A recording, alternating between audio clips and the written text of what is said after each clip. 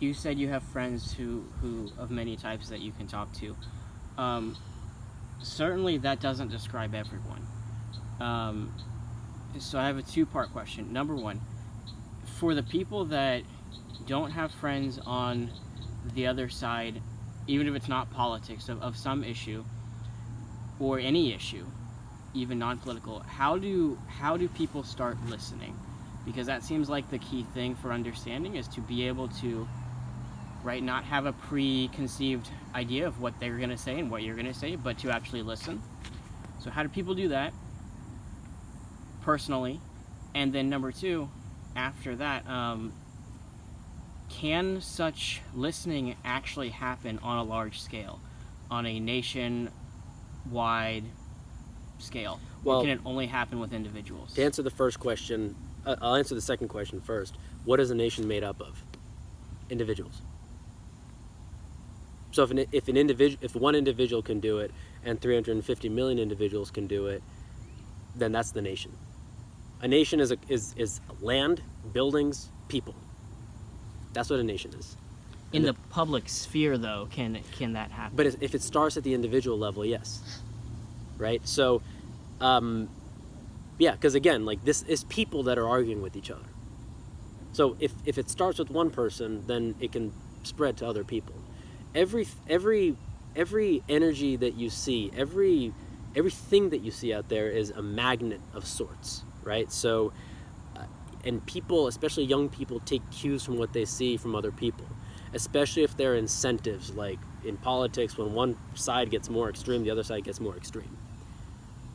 When people within this one party get more extreme, they start competing with each other to get even more extreme.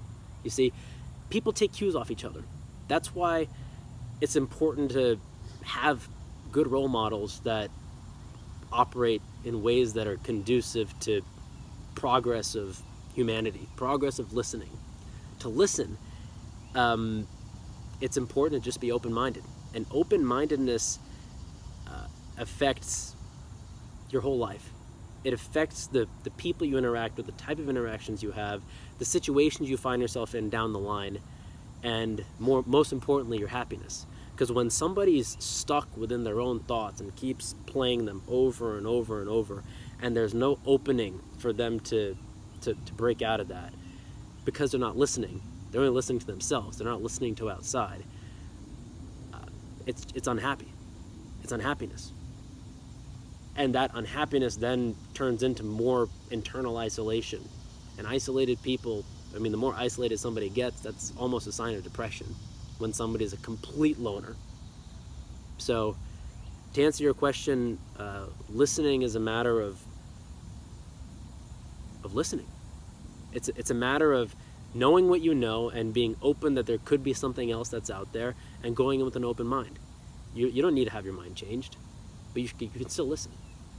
And the most important good thing about listening is that you end up seeing the good within the person. Instead of seeing them as a meme that you saw on the news or on Facebook, or a character that's played in your head over and over, you can see the humanity in that person.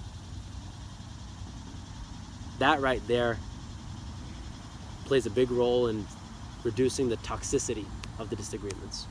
There will always be disagreements for as long as people coexist. There will always be disagreements, and they may be fundamental and harsh disagreements, but they don't need to get to the level of rancor and toxicity that they are now. And by the way, they can still get worse. So we have the option to change that by listening and talking.